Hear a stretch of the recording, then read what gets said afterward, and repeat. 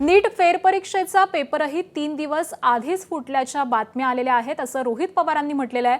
फेरपरीक्षेचा paper देखील फुटलेला असेल तर अवघड आहे असं देखील ते म्हणाले।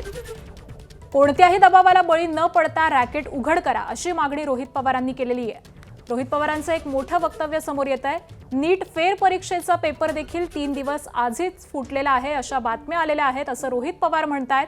तर फेरपरीक्षेचा पेपरही फुटला असेल तर मग अवघड आहे असं रोहित पवारांनी म्हटलेलं आहे। कोणत्याही दबावाला बळी न पडता रॅकेट उघड करा अशी मागणी रोहित पवारांनी केली आहे।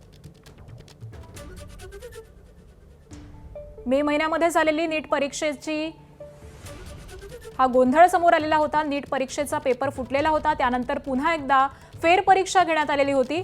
मात्र नीट फेरपरीक्षेचा पेपर देखील 3 दिवस आधी फुटलेला आहे असा एक मोठा दावा रोहित पवारांनी केलेला आहे। या सगळ्याच संदर्भामध्ये बातम्या येत आहेत असं ते म्हणतात। तर फेरपरीक्षेचा पेपरही फुटला असेल तर मग अवघड आहे असं रोहित पवार यांनी म्हटलेलं आहे। त्याचबरोबर त्यांनी मागणी देखील केलेली आहे की कोणत्याही दबावाला बळी न पडता या रॅकेटचा पर्दाफाश करा, हे रॅकेट उघड करा असं रोहित पवार म्हणाले। एबीपी माझा, उघडा डोळे बघा नीट।